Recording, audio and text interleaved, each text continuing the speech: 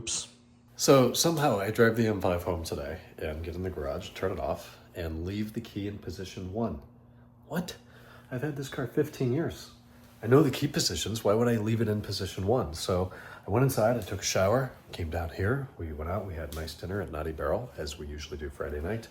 Come home, we're walking in the garage, now it's dark. It's like, why is my nav screen on? And it's in serious mode, searching. So it's been sitting there searching for an XM signal for the last 90 to 120 minutes or so. Battery's at 11.9 volts. It should have been about 12.3 probably. So I'm gonna leave it on the trickle charger overnight. It's a C-Tech multi, I don't know, 3300, something like that. It is a MXS 5.0. They've changed their naming strategy since I purchased one many years ago. Ferrari's not plugged in since it's being driven fairly regularly, so hopefully it's okay. It's an AGM battery, a couple years old, should come back. Otherwise, today, Friday the 27th of June, was International Call Ryan Day and pick his brain. And I love to help when and where I can. But the reality is, if I get 6 or 8 phone calls a day from people all over the world, usually in the US, but sometimes it'll be Canada and Mexico and Europe and Asia. And they're asking, hey, can't believe I got you, love your content. I want to pick your brain about this weird problem I have. And some of these calls will go 45 minutes, 60 minutes, 75 minutes. They get a little bit out of hand.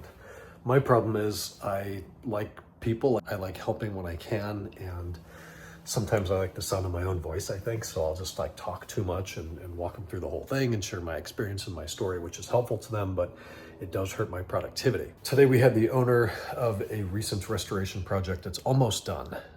Guy lives in Houston, recently acquired the car, sent it to us. Inspection, large scope of work, and we're 97% or something like that. So he flew out to San Diego this morning, came up to the shop, wanted to meet me and the crew and see his car and drive his car for the first time in 5 months. This is the one we did the PDC retrofit on, wheel refinishing, suspension on driveline, normal work. And the cool thing is he seems thrilled with it and blown away with the enhanced drivability and performance. He had an aftermarket clutch in this car that I've driven 109 E39 M5s. I've never felt one feel like that. I did 3 test loops. I did 3 loops around our test circuit in that car, and I could not drive it smoothly. And I can drive almost any of these smoothly, South Bend clutches, all this aftermarket crap. Whatever that was, I could not figure out how to drive smoothly. And the owner was concerned about putting money in the car. He's like, I've been driving manual for 40 years. I just cannot figure out this car. Is it a problem with the M5 or a problem with my setup?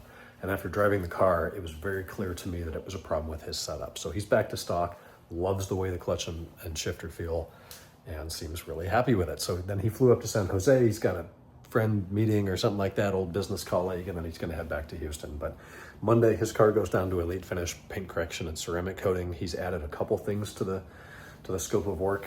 As of today, he wants a dash cam installed, center console storage box, and a new 16:9 or new used 16:9 nav screen. So those parts are on the way. Not too worried about that. It's all easy stuff. We'll have him delivered in about 2 weeks. But typical dinner tonight, we're gonna rest and relax inside a little bit. Tomorrow's Saturday, cars and coffee. M5 is clean. It got a nice detail today, so we'll probably use that. Talk tomorrow. Hope you had a good week. Good night.